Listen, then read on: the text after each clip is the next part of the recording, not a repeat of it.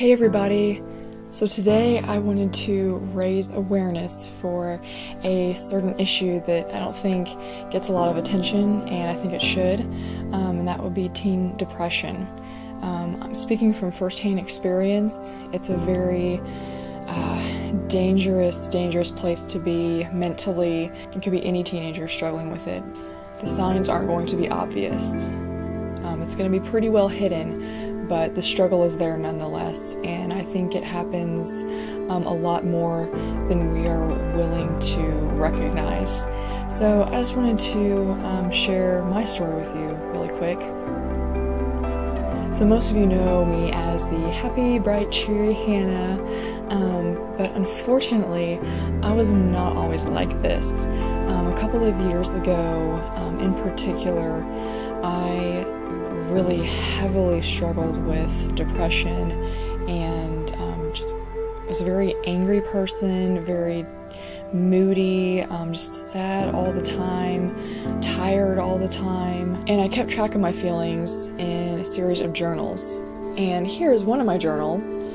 This is probably from when I was about 18, and you'll see all the markers. This morning I went and put all those markers in there, and each marker represents a time where I wrote about wanting to hurt myself or just I wish I was dead.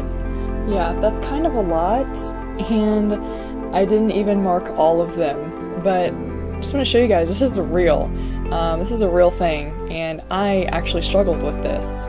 So, you're probably wondering, how did you make it through that very dark stage of your life? Well, as I was thinking about it this morning, I can pick out a couple of things that I clung to during those years that kept me alive. So the first thing was that I had made a promise to one of my friends that I was not going to hurt myself.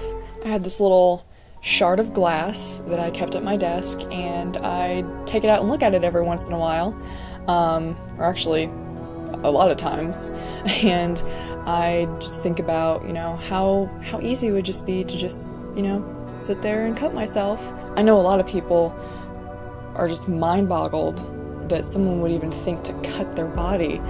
It's mind-boggling that someone would want to kill themselves, but it happens all the time. So the feeling's real. I can't explain why that's where your mind goes when you're that depressed, but that's where it does. But I had made this promise to a friend that I wasn't going to cut myself, that I wasn't going to hurt myself, and many occasions that was the one thing that kept me from taking that one more step.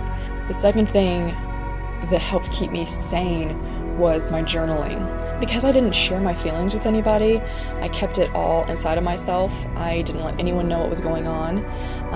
The only way I could release my emotion was to write it all out on paper. And so I journaled, like my life depended upon it.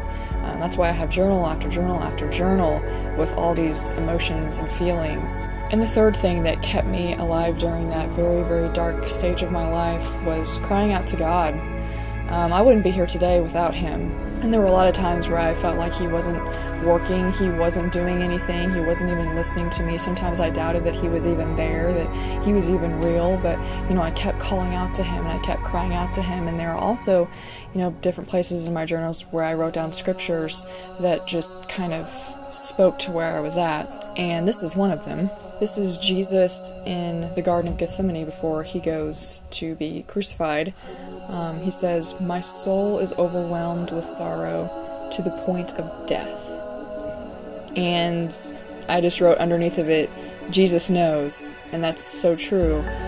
He knew exactly where I was at, and he knew exactly what I was feeling, so I just kept crying out to Him. This ends up being a victory story, and that's because of Him, because He did help me. He did help me see the light, and so from that aspect, it's a really cool thing, to walk through the valley of the shadow of death, but to cling on to God and then get out and see the light at the end of the tunnel and be able to look back and see that He walked all the way with you. It's a pretty cool thing. And at the end of the day, I want you to remember, that whether you're struggling with depression and suicidal thoughts, or someone that is, at the end of the day, God is there. I told you earlier that I credit Him with me being here today.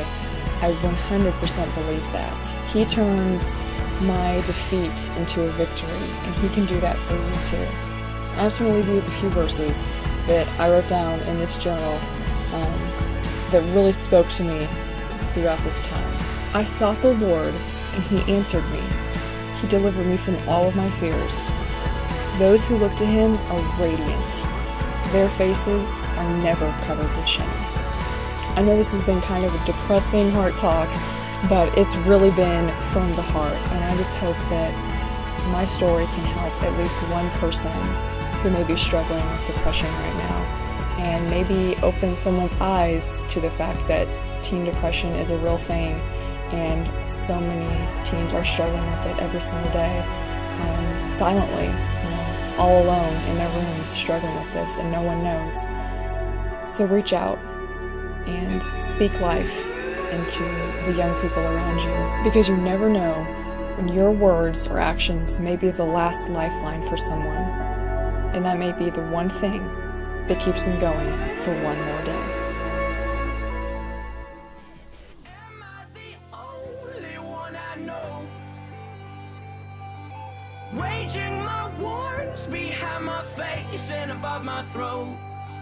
Shadows will scream that I'm alone, but I know